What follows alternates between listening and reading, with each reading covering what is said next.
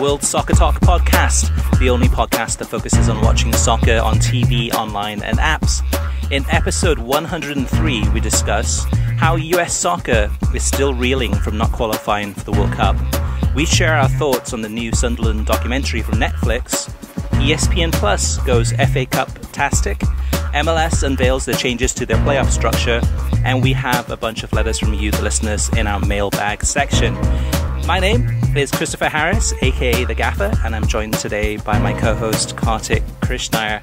Kartik, let's jump in. It's been a busy week of football, and of course, these next few weeks are going to get even busier.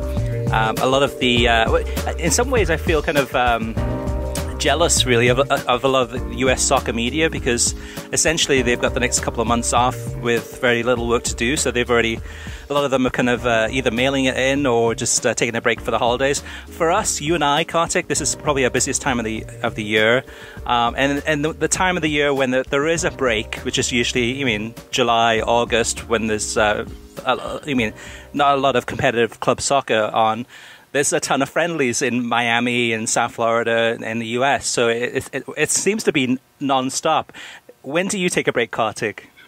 Well, there is a break coming up in most of the major European leagues. I know there's two exceptions, Scotland and England, but there is a bit of a break coming, although England obviously doubles down on fixtures. So I don't know. I don't really get a chance to take a break. I mean, oftentimes I've tried to use international tournaments or international breaks as those breaks.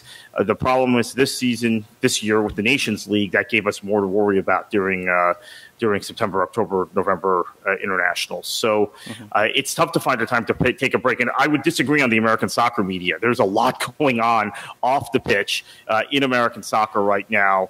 And MLS has obviously some very strange roster rules, and there are a lot of people covering the transactions going on. And we're actually less than a month now from the MLS Combine and the opening of MLS camps. So, or a little about a month away from the opening of MLS camp. So there's still a lot going on domestically. Yeah, to me, as kind of a neutral, this time of the year is kind of the worst time for MLS. I mean, I have zero interest in the combine, zero interest in the drafts. All these moves within a closed system really, I don't know. To me, it's really mundane and boring.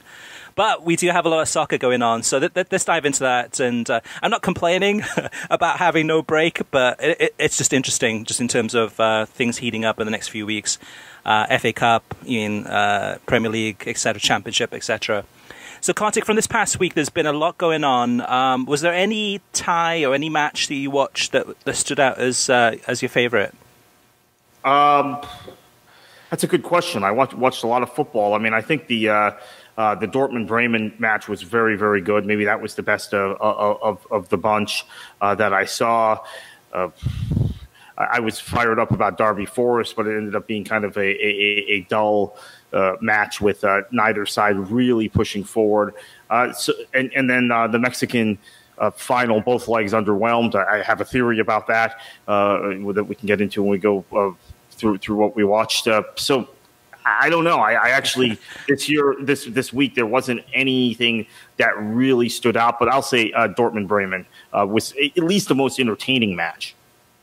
Yeah, I'm with you there, Kartik, in terms of not a lot to talk about in terms of just pure excitement and pure entertainment. I mean, the Liga MX final, to me, it was both teams cancelling each other out. So it was kind of, it's almost picturing Jose Mourinho's Man United, or formerly Man United, but Man United playing against a team that was Man United, kind of that same style, and it just was not a good look. Well, this is the issue. So these are two clubs that have an incredible amount of support. That's why the television ratings spiked in the U.S. and I'm sure did in Mexico as well. Two Mexico City clubs. When we've had finals with clubs from Monterrey and Tigres, or we've had Monterrey and Tigres. If we've had others, who? Pumas. when we've had Pumas has been open, they're from Mexico City, but when we've had Toluca, who's from outside Mexico City in finals, we have had some really exciting, open, entertaining football. At least one of the teams would play that way. For whatever reason, these two clubs, and I'm not saying it's geographic, as I just said, Toluca and Pumas play more openly. These two clubs opted to play very defensively and not give us the sort of open football we've become accustomed to. Now, I have to say, in Liga MX, I have to say, if you look back at the finals going all the way back to 2009 in both tournaments, so that's about 20, it's a pretty big sample size, you've generally had Tigres, Monterrey, or Toluca in maybe 14 or 15 of those 20 finals. And they've all been watchable, very watchable, highly entertaining. So maybe it was just because of the two clubs we had. However, from a television perspective, which is what we cover on this show, other than not having Chivas in it, those are the next two clubs you would want in a final. Actually, America is probably more popular than Chivas, both here and in Mexico itself. But Cruz Azul is that third club. Yeah, so for me, Kartik, from the past week, probably quite a lot of matches that you did, and also a lot of the listeners did too. The Liverpool-Man United match, 3-1 to Liverpool. It could have been 5-1 if Liverpool had put the chances away.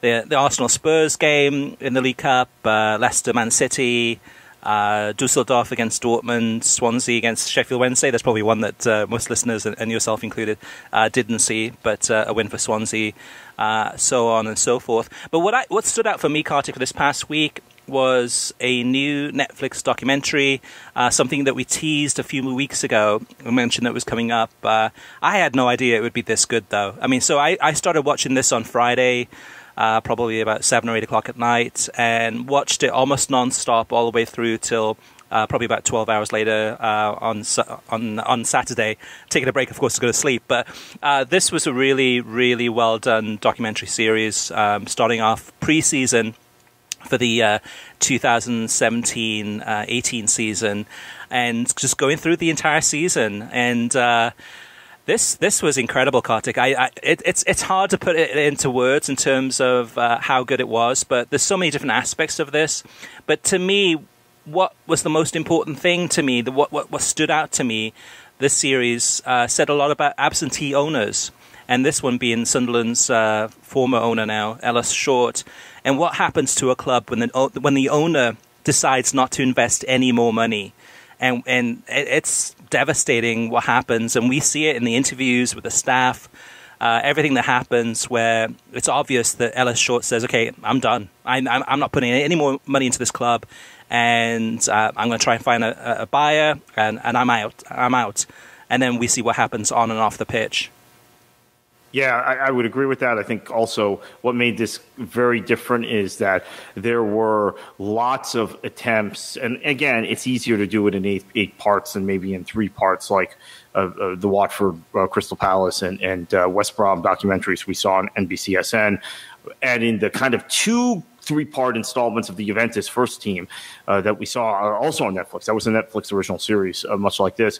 A building of the community aspect of the club, a building of the culture around supporting the football club, and a real effort to tell a story of what kind of place Sunderland is. And how this football club and support of this football club reflects that community. The Crystal Palace documentaries that Goalhanger Films did that were on NBCSN, they brushed through what it meant in Croydon, South London, but didn't really get into it. Same thing with West Brom. It was because those were shorter, and if I remember, those were half an hour each, so about an hour and a half total. This was 7 hours total. Maybe 8 hours total. So very, very different. This is something the Manchester City documentary on Amazon could have done, given that they had 6 or 8 parts. I can't remember. But I, even as a City supporter, was forcing myself to watch that. I was pushing myself through it, fast-forwarding portions. Whereas this, I binge-watched, Chris, and now have thought, you know what, I'm going to have to watch it again real soon. And the only other documentary about a football club that's done that to me is the QPR documentary on the 4-year plan, which is now somewhat dated. 2011 it came out, or late 2011, but it was a very, very good look at a club trying to push into the Premier League. I think there's some very good films on Copa 90, by the way, about particularly Spanish and Italian clubs and German clubs that are very good, but again are short and don't necessarily get into as much as this did. So this is a keeper. This is near the top or at the top of club-related soccer documentaries that I've seen. So hats off to Netflix. They outdid themselves this time. This is one I would watch again, Kartik, and that's my kind of test or sign of whether something's good enough. And this is something I might watch, in the summertime, if it's still on Netflix by that point, but in the future to watch it again. The thing that surprised me a lot, Kartik, was just the amount of animosity, frustration, just tension that was within the Sunderland ranks as far as the supporters. I guess in a way I'm not surprised in terms of just years and years of just misspending in the transfer windows. And just really abject performances a lot by a lot of the players that seem to really not give much of a try. But in the first game in pre-season, they play Celtic, and I won't tell the listeners everything that happens. But from that first game, you could feel the tension within the supporters' ranks towards Sunderland, the football club, and the players. And from the first game, they were on the backs of those players. And I'm sure that's part of it too, as far as the players feeling that and feeling the pressure just for a preseason friendly, and that kind of carried into the season and got worse and worse as time went on. But there's nothing bad I can say about this series, Kartik. It was that good. It was really, really good. And whether you're a Newcastle United supporter or a fan of any club in the world, this one is one to watch for sure. Yeah, I think the other series that I've really liked is the Salford City series, but that's just different, and that's personality driven. A lot of it's around the Neville brothers, which is perfectly fine, and I think gives it a compelling storyline for a lot of people who may not be interested in what is now a 5th division club. It started as an 8th division club when they bought it, 7th or 8th division. I can't remember. I think 8th. But this is just a keeper, and I'm hopeful that we see more of this from Netflix because the Juventus first team was a little bit underwhelming for me. It smacked a lot of club propaganda, but then you saw club propaganda at a new level with the Manchester City on Amazon, which, by the way, I should say, just for posterity's sake, is very different than, because I got attacked by a lot of Manchester City supporters when I said this, which there's a lot of groupthink going on among City fans these days, which it's not the club I began supporting many moons ago. Supporters culture, at least among their fans in the United States, has changed significantly. There was a documentary after the takeover called Blue Moon Rising that was commissioned by the Abu Dhabi ownership that in a more digest form, I think it was about an hour and a half, showed a lot of what we saw in the Sunderland documentary and showed City missing the Champions League that year, finishing 5th in the Premier League and losing to Spurs in late in the season and in May, if I recall correctly, in May of 2010.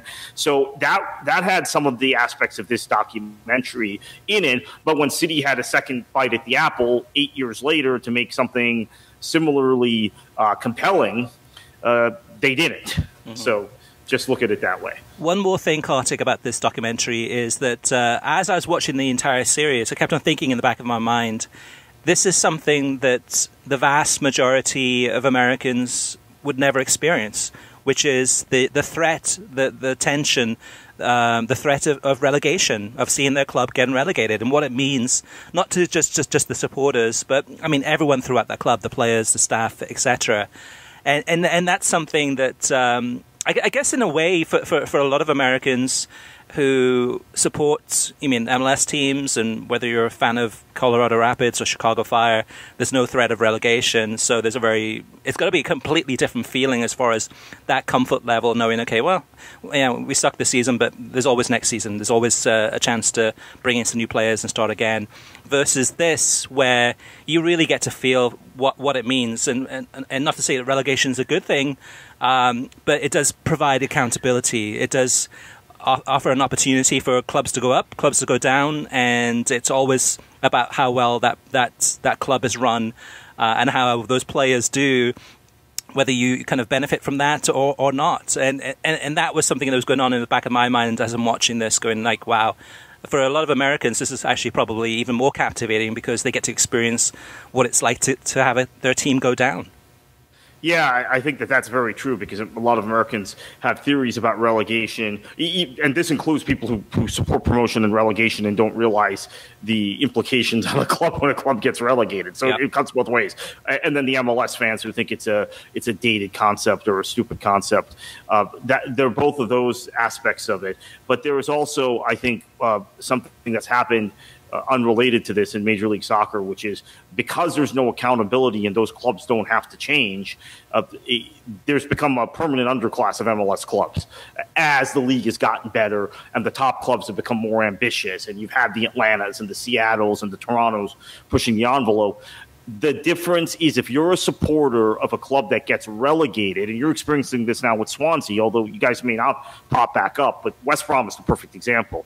I was on TalkSport the other day to talk about West Brom and this West Brom effect, which is they struggle in the Premier League, but every time they're in the Championship, they either get promoted or they make it back to the playoffs, and they're this quintessential yo-yo club. But as a supporter, you get to experience victories and you get to experience good football. And I can speak to this as a Manchester City supporter. Now things have changed since the takeover, but a lot of us were talking in 2005, 2006, 2007, when Stuart Pearce was running the club, and we were playing football that made that Liga MX final looked very progressive. That was how bad Manchester City were in that period to watch, even though we were staying in the Premier League every year because we were playing that way.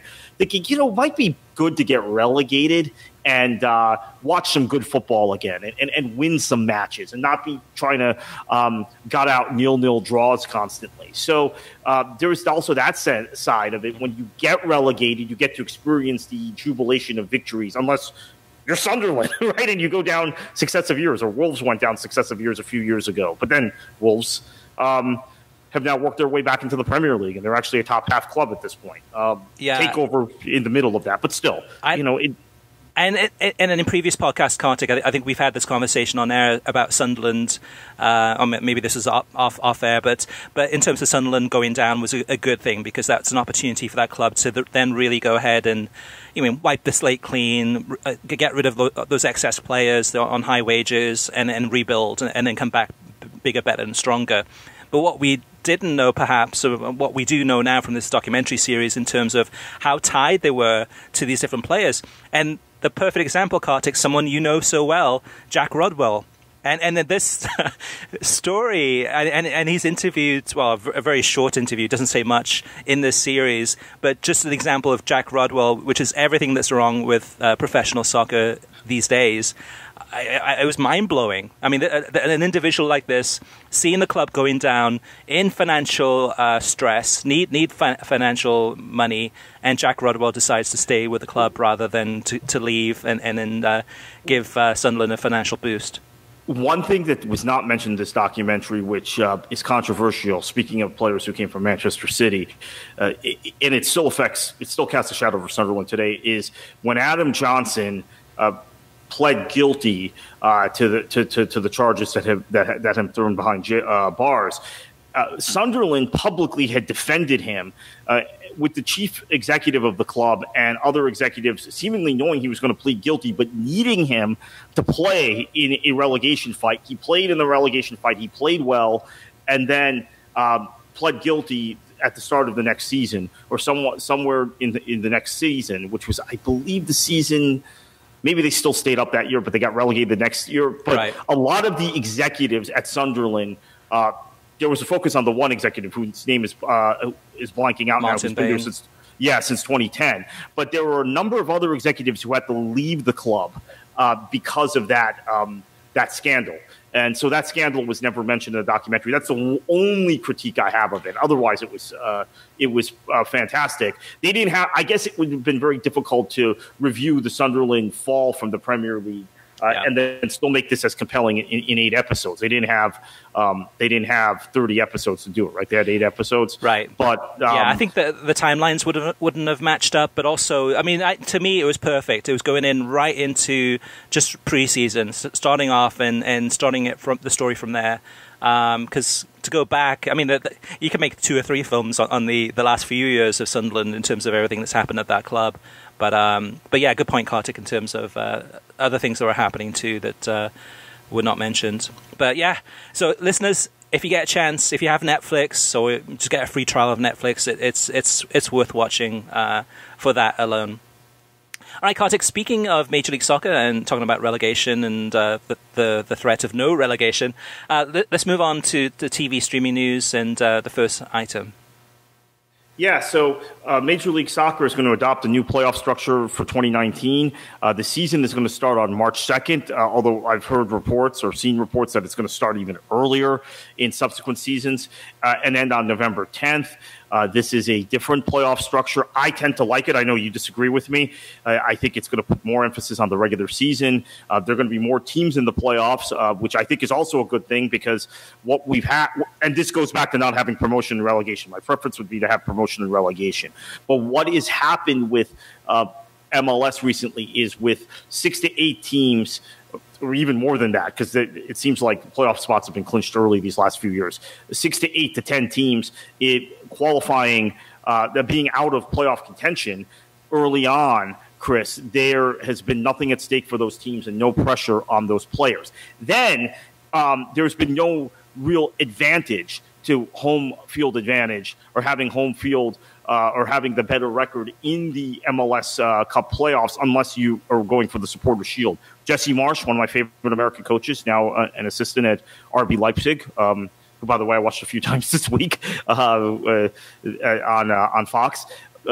Jesse Marsch had a team that won the Supporters' Shield one year, won the Eastern Conference another year, so they were the number 1 seed 2 straight years in the Eastern Conference. They didn't make the MLS Cup Final either year, and he offhandedly jokes that, maybe I should finish 6th next time. Maybe I should tank the regular season. That way we get the first legs at home throughout the postseason, and we end up in MLS Cup. Because what has happened with the 2-leg tie is it's actually this sounds crazy, but we saw it again with Atlanta and Portland, the 2 lower-seeded teams winning the first leg at home, or in Portland's case, not winning the first leg at home, but then being able to use the away goals rule to their advantage in the second leg and play on the break. And it's gotten teams that are not as good into MLS Cup. I think now there's an emphasis on you're either there's one leg, you've got to have the better record to have a home match. And the thing that I do worry about is that teams will play defensively with the one leg, the lower seeded teams, which is why I would even throw in there. Maybe you dispense with penalties, and you give, if there's a draw, you allow the higher seeded team to advance. As crazy as that sounds, they do that in Mexico, or they've done that in Mexico in the past, and in Argentina and some other places. But just ways to make the regular season more meaningful and promote attacking football. Yeah, so so with this one, Kartik, I actually think that the one-leg playoff matches are good, and rather than having 2 legs, everyone's going to tune in to that game. From a TV spectacle, it's good because anything can happen in that game, and it's at the end of that match it's going to be over and moving on, almost like a League Cup tie. That if it goes to penalty kicks, okay, it's going to be you'll figure out if Man City goes through against Leicester and it's done and dusted, and they move on to the next side. What I have the issue with is that for the regular season that you got 58% of the teams are going to qualify for the playoffs, which makes the regular season practically meaningless because you can start off slow, maybe by mid-season pick up some results, and then maybe in the last couple of weeks of the season get a string of wins and qualify. And to me, that's kind of essentially just a really meaningless season. What's the incentive to watch a team when you know that there's almost a 60% chance that they're going to make the playoffs? To me, tune into the playoffs and watch the playoffs, and that's where things start to get interesting. That's where things start to mean more, because then you've got a chance to, in a kind of a cup competition, essentially, have a chance to make it all the way through to the MLS Cup Final. Yeah, I tend to disagree with that. I just laid out why I thought that, and I think the regular season in general has been totally meaningless in Major League Soccer. This will make it more meaningful, but we won't know till next season. We have to see how the consumers respond to this. But how does it make it more meaningful, though, Kartik? Because if you have a higher seed, you host a playoff match. As I said earlier, Marsh went on record saying if you have the higher seed, you're at a disadvantage in the way the playoffs were structured previously. Secondly, the more team in the playoffs when you don't have relegation pressure is a good thing. I would let 20 teams in, actually, if it were up to me, because there is nothing to play for, because the regular season is meaningless when you don't have promotion and relegation. It's never going to be as meaningful as it would be if you have relegation. So I would let 20 teams in, because there's still going to be 5 to 7 teams at the end of the season who have nothing to play for, are playing dead rubbers, and their players check out. And lo and behold, they may get called into the U.S. men's national team in the October international break and be rusty and lose a qualifier like they did at Trinidad and Tobago a year ago. Just real quick point, Chris, on this. The dates have been picked to try and avoid international breaks. That's been a big criticism of the MLS Cup playoffs recently, is that it spans the November international break, so MLS breaks for the international break, logically. And there have been, 2 weeks between matches? I think one year there was like 17 days or 18 days between matches because of television. So that's an important note. Yeah, definitely. Although it's an important note, though, Kartik, it does make you wonder, November 10th, if the MLS Cup Final for 2019 is going to be on November 10th, how that matches up then with other things happening, which if the game's on a Saturday, you got college football. If it's on a Sunday, you got NFL football. So how do you... And it's going to be on ESPN, so it's going to be less number of viewers than on Big Fox. So where do you schedule that, and what time do you schedule that to have people tune in? Because they will not be able to schedule it on a Saturday. First of all, great catch, Chris. I should have pointed that out earlier. They will not be able to schedule it on a Saturday because ESPN's bandwidth will be full with college football, and that will be the same thing with Fox once they get to Fox the following year, because Fox always has a primetime match unless they show it on like FS2, which they're not going to do, and then. Sunday night, you're going head-to-head with the NFL. Yeah, okay. That's a great point. So maybe that overriding point you just made, Chris, might blow up everything I said earlier, because the television rating for this might go down based solely on the date. For sure. And also being on ESPN and not on Big Fox. I mean, it's going to go down big time. Well, even on Big Fox the following year, because it will be up against some sort of NFL game. They will not be able on either Fox or ESPN, because of their programming commitments, for the foreseeable future, be able to play this match on a Saturday. Period. Right. At that time of the year. That's why I thought the December 9th, 10th match date, which was after college football's final week of championship games, was so strategically useful for MLS these last few years. Now, there were a few years where they went head-to-head with 1 year with the SEC championship game. David Beckham's last match in MLS went head-to-head with the SEC title game between Georgia and Alabama, and the ratings stunk. So, it's funny, because don't you think so much of what MLS does is to try and avoid scheduling conflicts with football? But this time it seems like they're just maybe for competitive purposes, which is a good thing. From a soccer perspective, they've made this change, but it is... I don't see how it helps the television ratings. That's a great point.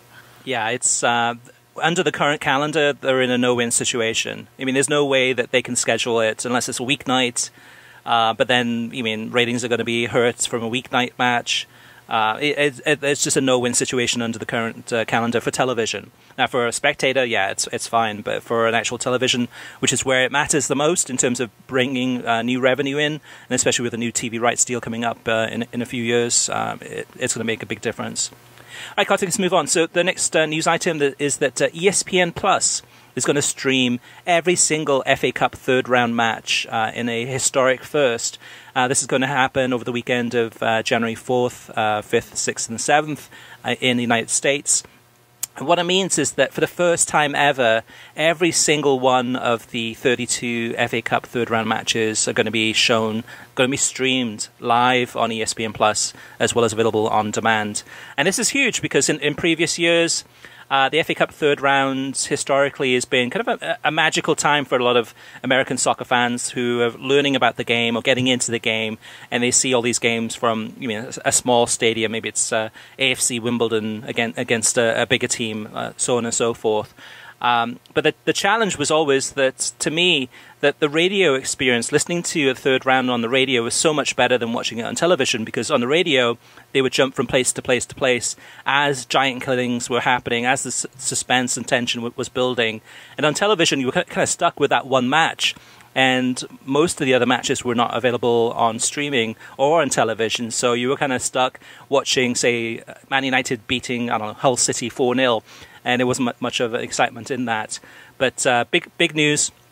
And hats off to ESPN Plus for making this possible, because this is going to be, I guess in some ways, Kartik, we're going to be spoiled for choice. We're going to have 32 matches to choose from over the course of that weekend and try and pick and choose which one you're going to watch. We're all going to be all over the place. Yeah, in fairness, Fox did not have this opportunity in previous years when they were the rights holders, because the FA did not stream that many more matches than were picked for television. So I know there's a tendency to beat up on Fox and say, oh, well, ESPN's offering something Fox didn't. Now, there's no guarantee Fox would have offered it if it had been available, but the reality is they never had the opportunity. Absolutely. All right, Kartik, what's on the next news item? Yeah, so Univision and BeInSports will carry the Florida Cup in the U.S. For this year, and this is the 5th edition of the Florida Cup. They're down to 4 teams this year, but it's still some compelling teams, including Eintracht Frankfurt and Ajax, teams that Ajax who've been very good in Champions League, unlucky not to win their group, if anything. This marks the 2nd year of a partnership with Facebook to stream all the matches also live in America. I've called some of these matches in the past. I've worked the competition the last 2 years. I don't think I'm going to be involved this year, but it's an interesting tournament. Actually, I've worked the tournament 3 straight years, because if you go back to when the Strikers were in it, I worked for Fort Lauderdale, and you and I went to Germany to see Schalke and Leverkusen play, who were both in the competition. So I've been kind of close to this tournament. It's a neat little thing in January, every January, that gives people in Florida a chance to see European and South American teams that they wouldn't normally see during the winter breaks in many of those leagues. And Rangers came last year, which was a big hit. They're not coming this year, but it's a neat competition, so check it out. Yeah, definitely. If you're in the Orlando area, whether you live there or on holiday in January, definitely check it out. Next news item, Kartik, is that BeInSports has refiled their carriage complaint with the FCC against Comcast. Now, this was originally filed in March of 2018, and it was essentially the complaint was that Comcast was favoring NBCSN and Universo, putting them on kind of lower tier cable packages, and while making BeInSports only available on kind of the higher end premium packages or the Spanish language packages. And they said that wasn't fair, rightly so. The FCC came back in, I think it was like in July, I believe it was, and said that the case was dismissed without prejudice. So what that means is that it was dismissed, but there wasn't enough evidence. So BeInSports has now gone ahead and provided the evidence to the FCC and filed a carriage complaint against Comcast, and hoping that the FCC comes back and says, yes, Comcast, Universo, and BeInSports and Español, and BeInSports and NBCSN, they all carry the similar type of coverage. They all should be available on the same type of packages. And at the same time, too, I mean, BeInSports, I'm sure, is going to argue, too, that Comcast, who owns NBC, who has the rights to the Premier League, is in direct competition with BeInSports, who has the exclusive rights to La Liga, who is in direct competition with the Premier League, too. So it's in Comcast's best interest to try to shut down and not provide access to BeInSports, because that's going to help their product, which is the Premier League. And we'll have to wait and see what happens in this one. But to me, with BeInSports, they're in a no-win situation before previously. I mean, they got nothing to lose, essentially, is what I mean. So go ahead and refile that complaint and see what happens, because if they do win that complaint, maybe they can get back onto Comcast. And if they get back onto Comcast, maybe they can get back onto DirecTV. I've been hearing more speculation in the last few weeks, Chris, and it's educated speculation. It's not hard data or hard reporting that beIN might be able to make a go of this, just sticking on Fubo and Sling, that enough people are signing up for those services primarily to get beIN and watch La Liga. Whatever else you get with those packages is great, I guess, right? But it's gravy for these people, that they may be able to make a go of it to get at least through this right cycle with La Liga. I'd be very surprised if La Liga re-upped with them.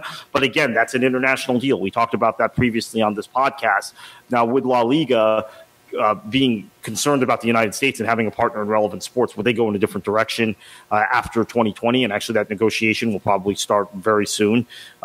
That remains to be seen. But I'm getting some anecdotal evidence that more and more people are just signing up for Fubo and Sling because we're now however many months into the season. And to many people, I know most listeners of this podcast love the Premier League and think it's the greatest thing since sliced bread. But a lot of football fans believe La Liga is a better league and a more entertaining league, and they have been unable to live without it. So maybe beIN has something going for them in that. As long as they have the La Liga rights, there is going to be pressure and a demand for their product.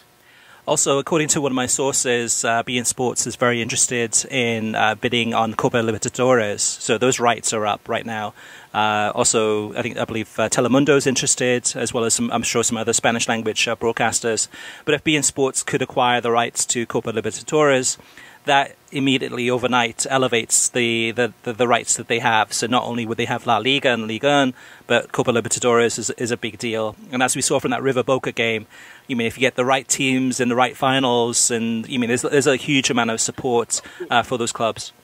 Okay, one quick other point, Chris, before we move on. There have been some complaints to me and some, again, anecdotal evidence the last few weeks about the lack of distribution of Fox Deportes when it came to the first leg of that River Boca final. And I think if Copa Libertadores remains on Fox Deportes, you might have similar complaints about why is DirecTV, why are Comcast, why are Dish pushing it to a second, third tier, an additional package. So not that there's going to be a carriage dispute, which Fox files, because Fox has a lot of other channels that they own that are on top tiers on those cable systems or satellite systems. But that's another thing that's come up the last few weeks, which I guess people hadn't really noticed until they wanted to watch Boca River, the first leg, and it wasn't readily available on their television because of where Fox Deportes was placed in the packages. All right, Kartik, let's move on to the next news item. Yeah, so a couple of disappointing numbers. The U.S. men's national team ratings have sunk 47%. Television ratings in English, I would stress, have sunk 47% in a bleak 2018 for the U.S. Soccer Federation. And U.S. women's national team viewership declines 20% in 2018 as well. One quick thing I would point out, Chris, just in the interest of fairness, there were no competitive matches for the U.S. in 2018, whereas there were, I count 14 competitive matches, some of which ended up on beIN because of the deal, the situation with CONCACAF. But I believe that would be 11 competitive matches that ended up on FS1 or an ESPN network in 2017. So that could account for a lot of the drop. But the overriding thing is you didn't have competitive matches. Why did you have competitive matches? Because you didn't qualify for the World Cup for the first time in over 30 years. So that's a very negative thing. One quick point, because this has been pointed out to me since the article was posted. Obviously, that was English language, and there were one or two matches in there where the Spanish language number was impressive, but the majority of them it was not. Yeah, absolutely. Yeah, we're focusing on the English language for this one. And there's really no surprise with the TV ratings. TV ratings for both the men's and women's teams going down. But the big surprise for me, Kartik, was the attendance. And we know for several years now, this has been a long time coming. This is not just 2018 US crashing out of the World Cup. This has been going on for probably 2 to 3 years in terms of declining interest in the US men's national team and declining attendances. So for 2018, and yes, we know that Mexico was in the World Cup, so there's even more interest in Mexico than in most years. But Mexico's average attendance was 146% greater than the U.S. men's national team in 2018 for matches that were played in the United States, in the U.S.'s own country. Mexico had 146% better attendance. The U.S. men's national team, their average attendance in 2018 was the worst since 2006, which is kind of 2006 is really kind of that year that interest in soccer just boomed. I mean, it was kind of a really, and also at the same time too, in terms of television coverage, television coverage of soccer exploded at that point. More and more games, more and more leagues being shown on television.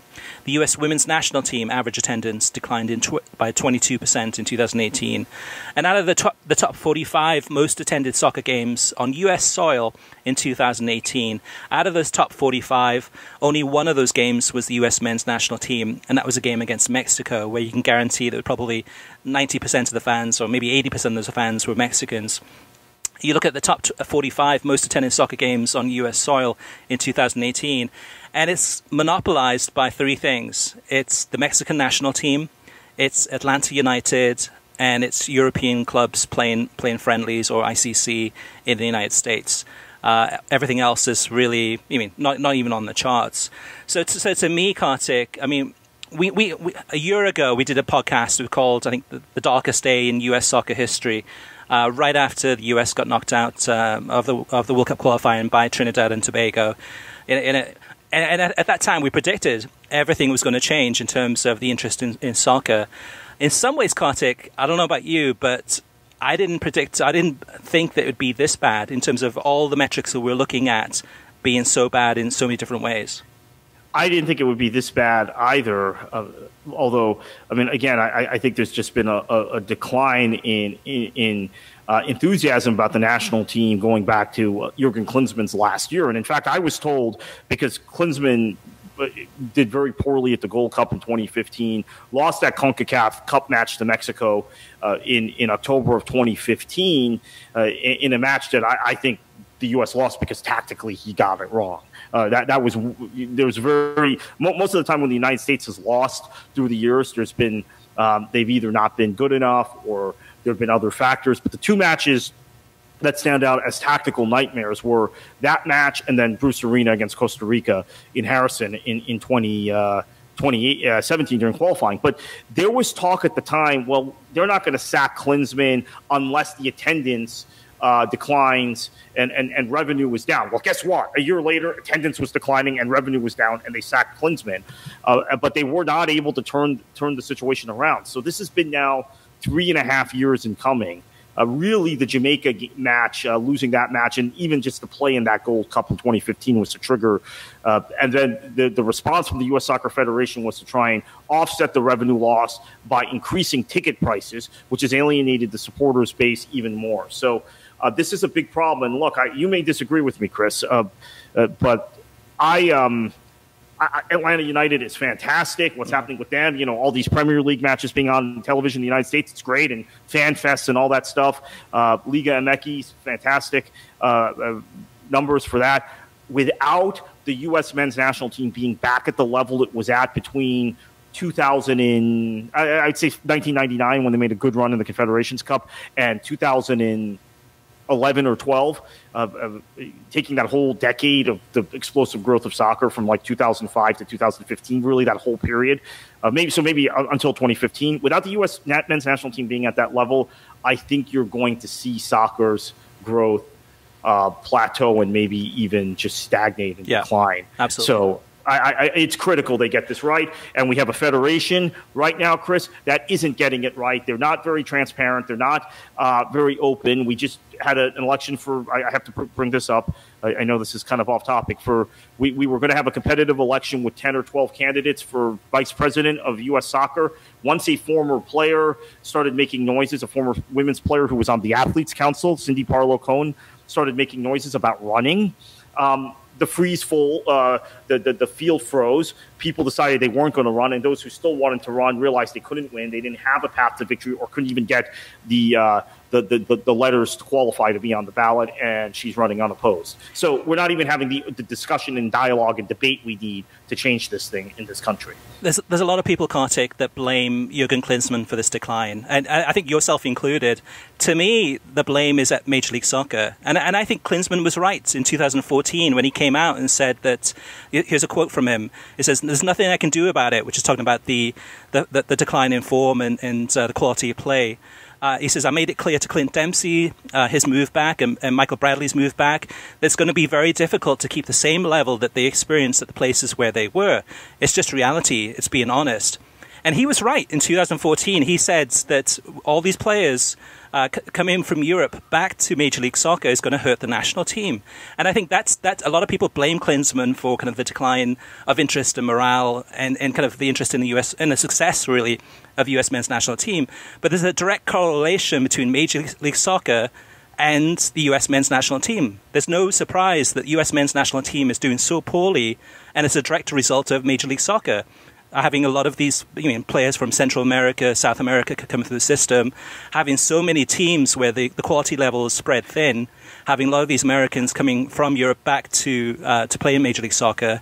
And now you have some younger players now. And Garber, I think, has admitted that, it's actually a good thing to have these younger players going out to Europe and getting experience there, which is in direct contradiction to what he said a few years ago. And he had this big, huge...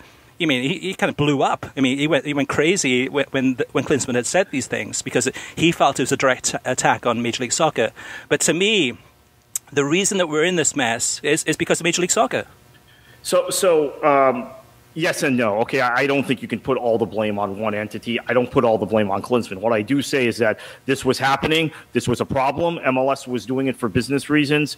Players were coming back to Major League Soccer for whatever reasons, monetary reasons. Klinsmann, as a manager, was not tactically savvy enough to work around it, and quite honestly was constantly in the press throwing people under the bus to deflect from his own failings. That having been said, there's no question what you just said is correct. I don't attribute it 100% of the blame. I'd say maybe it's 50% of the blame.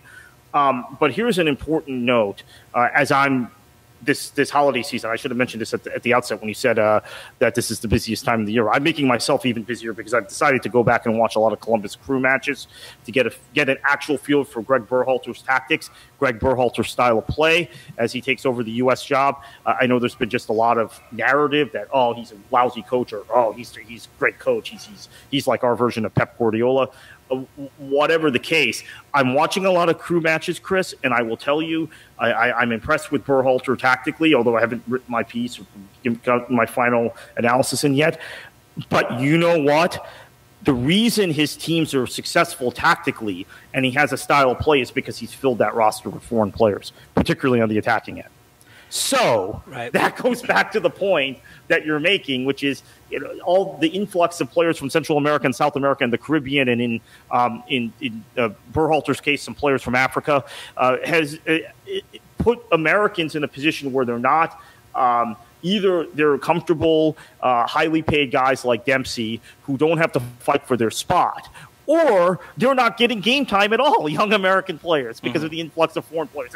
It's bad both ways. And then those guys, like we've seen with Haji Wright and Weston McKennie, should have mentioned that with Schalke, one of the teams I've watched this week, have had to go overseas at the age of 18 to work their way into the first team of a big German club. And they combined for a goal yesterday against Leverkusen. Schalke-Leverkusen match is a match you and I attended a few years ago, actually, in Germany. And it was great to see one American create a goal for another American. Neither of those guys played in MLS. In the case of Haji Wright, he's a guy who played in NASL and made the move, and played in NPSL and made the move at 18 to during the Florida Cup, actually, in 2018 is when Schalke announced they were going to sign him, or 2016 it would have been, overseas. But that's because of what you're saying about Major League Soccer. So a lot of problems here.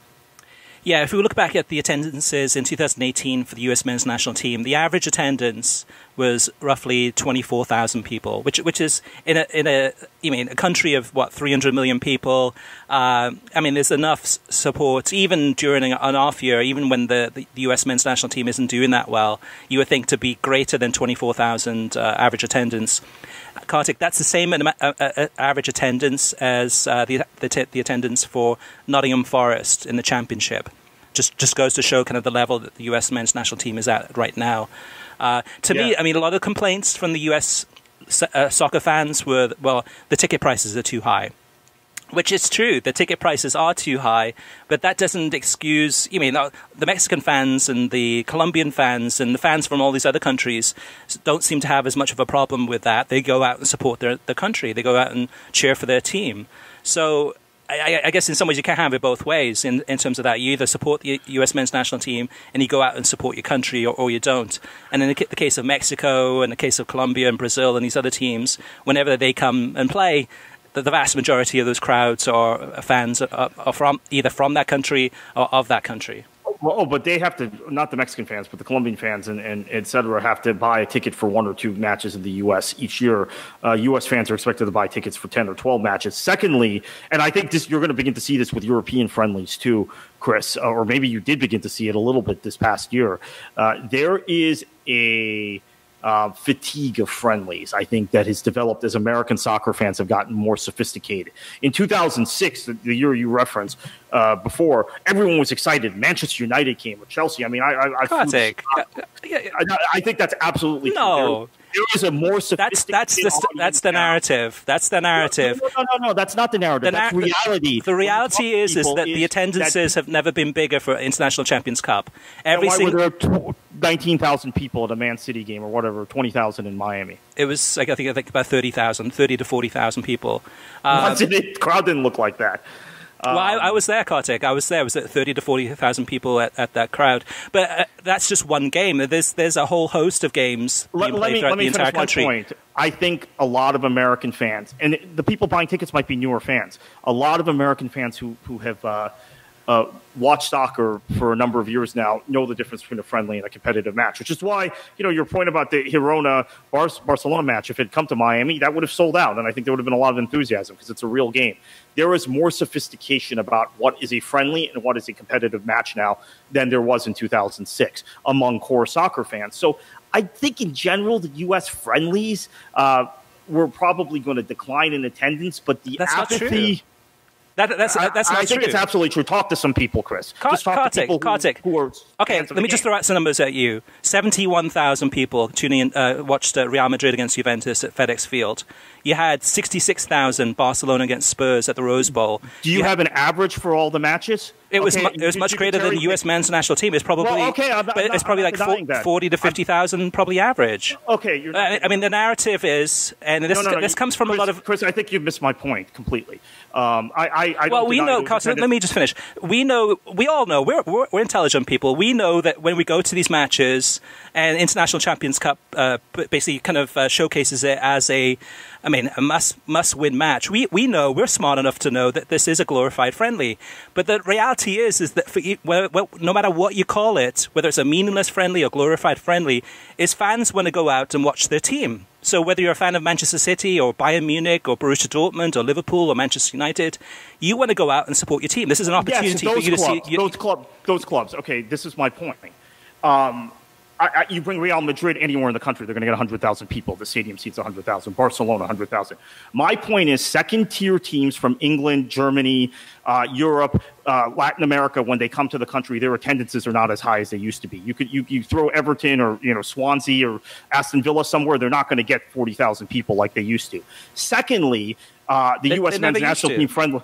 Well, but if you cherry pick the top teams, the support is amazing. But I would like to see a metric where all the friendlies involving European teams are average, because I think when those teams come, they're not drawing the numbers that they used to, because there's just a recognition it's a friendly, and there are only certain teams that move the needle in the U.S. It's like 14 teams.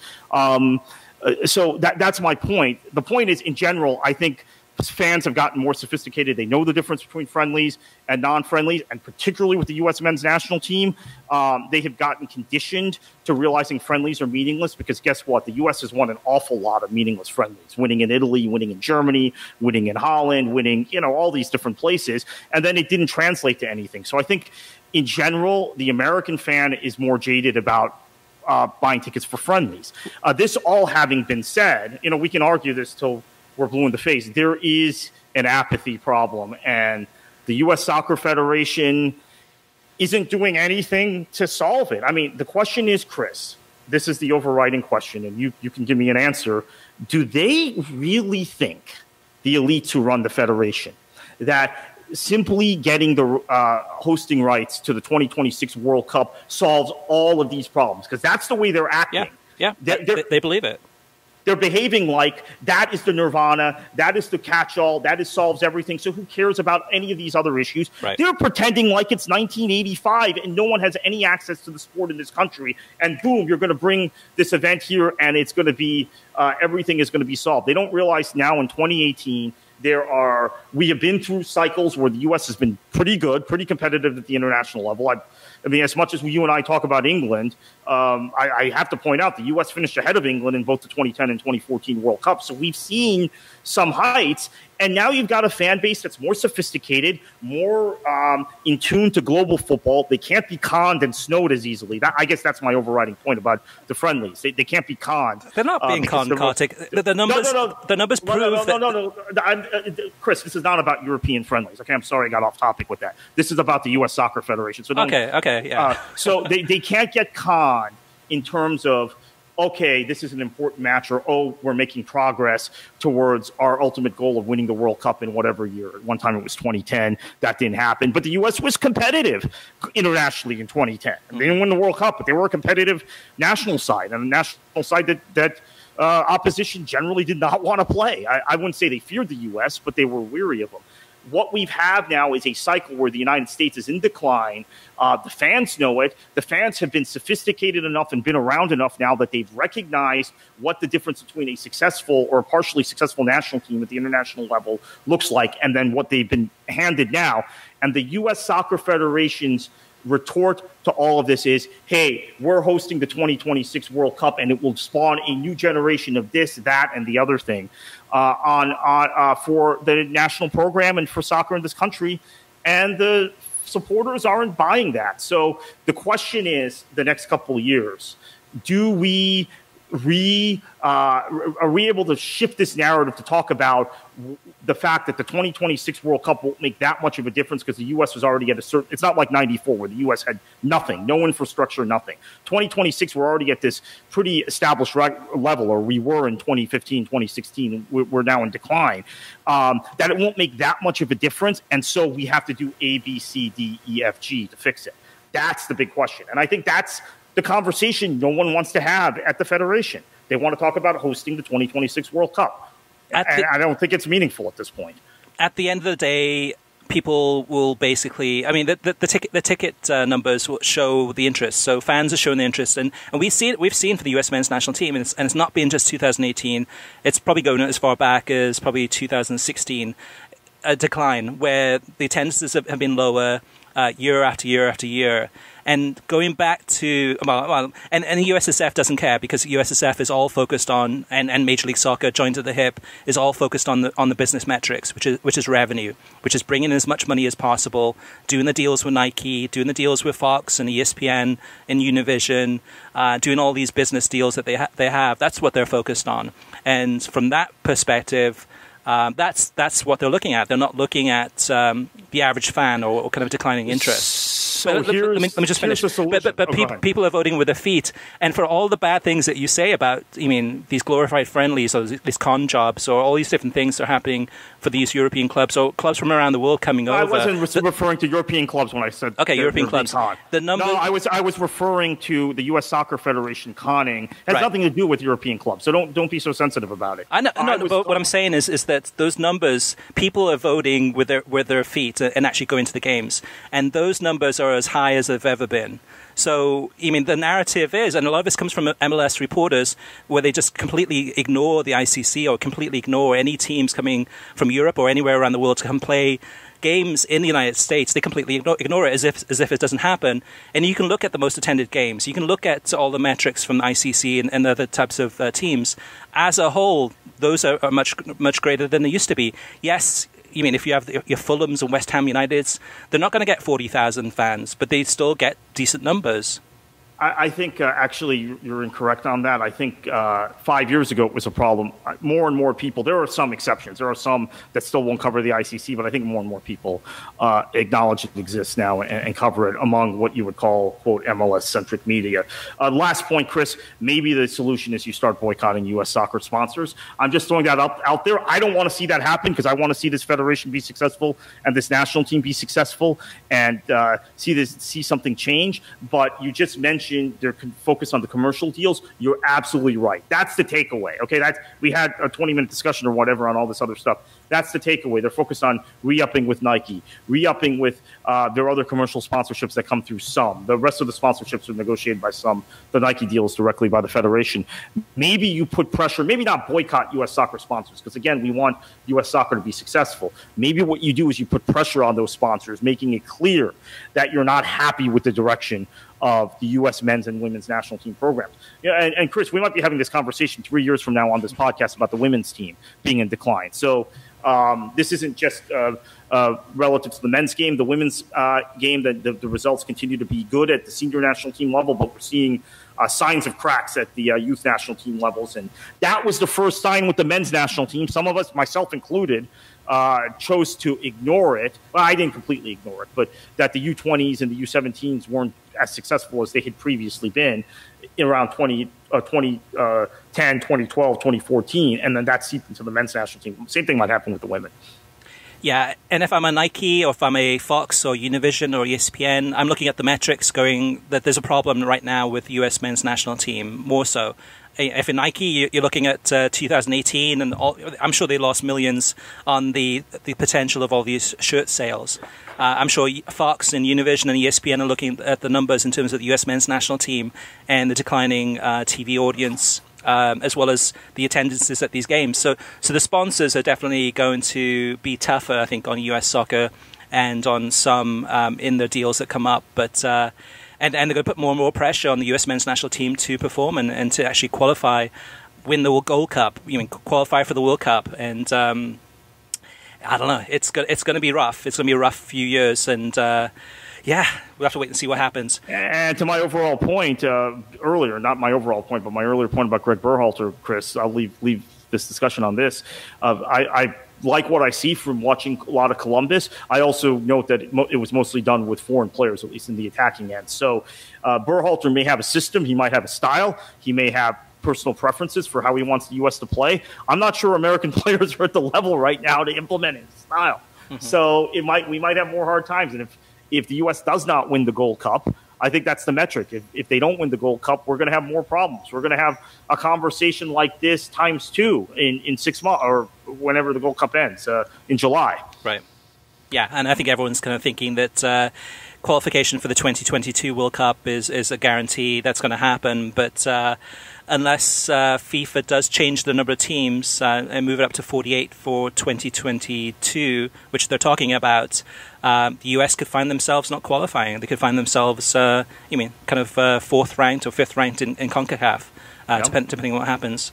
Right, one last more news item, Kartik, before we move on, and that's a real quick one, and that's ESPN2 has lost their number 2 position among sports networks in the United States for the first time in 25 years. So for the last 25 years, it always been that ESPN was number 1, ESPN2 was number 2 in the amount of viewers, etc., that watch the sports networks. Now, ESPN is still number 1. Number 2 is NBCSN. Number 3 is FS1. And then number 4 is ESPN2. So a big hit to ESPN2, but big gains there for NBCSN and for FS1. And 2 reasons for that, Kartik. Well, actually, one reason is soccer. I mean, NBCSN with the Premier League and, of course, Fox, FS1 with the World Cup. That's had a big impact on those numbers.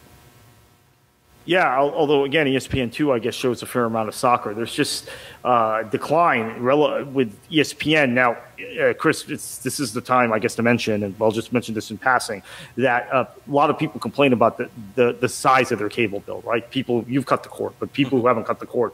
So much of that is due to ESPN that I think people are cutting cable. If they had the option of a la carte cable and they could just pull ESPN and ESPN2 out of their cable bill, they might keep cable. Just another topic to throw out there. All right, let's move on to TV ratings. A big one this past week, and that was the Liga MX Apertura final, 2 legs. The 2 legs combined was 4.8 million people that tuned in to watch Club America win against Cruz Azul. That was matches on the Thursday, and then the second leg on the Sunday across Univision and Univision Deportes network. So massive numbers there for Liga MX, and congratulations to Univision. Some other big numbers, 1.15 million people tuned in to watch Liverpool against Man United on Sunday. This game was on NBCSN and Telemundo, the final game for Jose Mourinho in that one.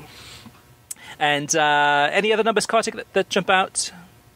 Yeah, I think both the Liverpool-Man United number was really high for a Sunday morning match on NBCSN, and it was also on Telemundo, as you mentioned. The Fulham-West Ham number is low for an NBC match. Now, I was watching, actually, Dortmund at the same time against Werder Bremen on FS2, I believe it was on. I can't even remember now. Maybe it was on FS1.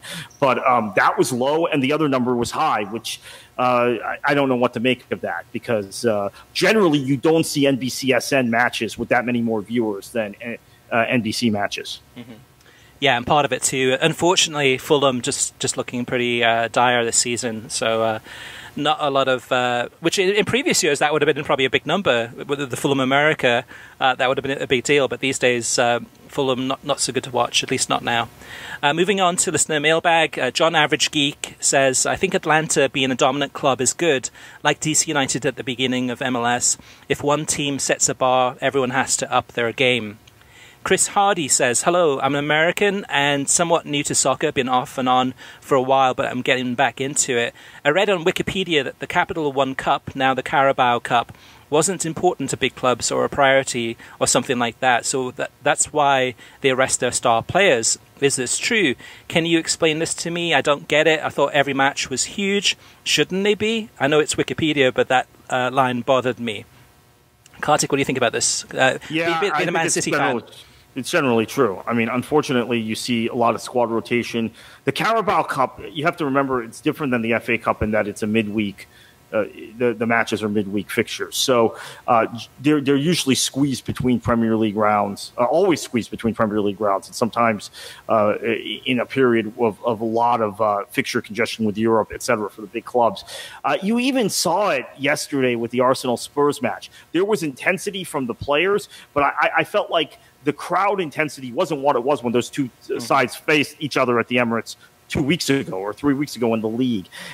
There's just United played City in Pep's first season. It was the first Pep Mourinho matchup, or maybe the second Pep Mourinho matchup in the Premier League, and it didn't have the intensity. I remember one year when Liverpool played United. You would think that would be huge in the then Capital One Cup, and it didn't have the intensity. My only explanation, Chris, is it's midweek. That and managers rotate. But what we've seen also is a lot of smaller teams rotate too, because there's always something going on. This is the thing, I guess, the mistake that a lot of folks make.